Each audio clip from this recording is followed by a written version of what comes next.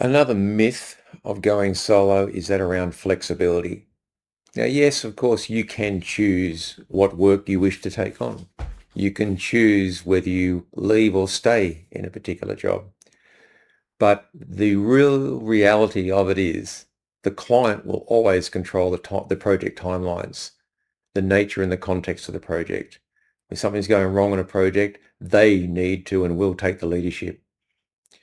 They also understand that deadlines can shift because they control the project. They control the purse strings. You are there to do a job. So flexibility, whilst you may feel that comes and is associated with freedom, flexibility is determined by the customer at the end of the day. Deliverables will always still matter. However, flexibility can go the other way as you start to move from, even as a contractor with a consultant's mindset for that matter, you start to build reputation. You start to build reputation and a symptom of that might be the client says, Martin, don't you worry about doing that. We'll get someone else to do that. I'd prefer you to work on this.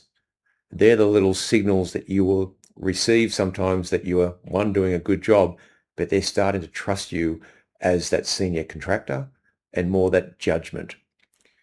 You can also, what's the best way to say, gain repeat clients from that. That flexibility of doing consistent work. Flexibility can come that I can go from client A to client B to client C.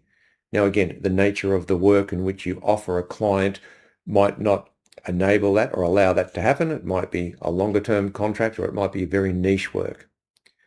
But at the end of the day, when your flexibility increases is when you can start to control the demand.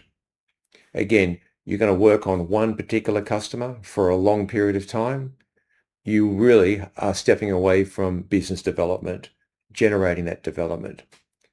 Now, on the other hand, and I would encourage you, especially in contracting and moving into consulting in your own practice, not to tie everything to one customer.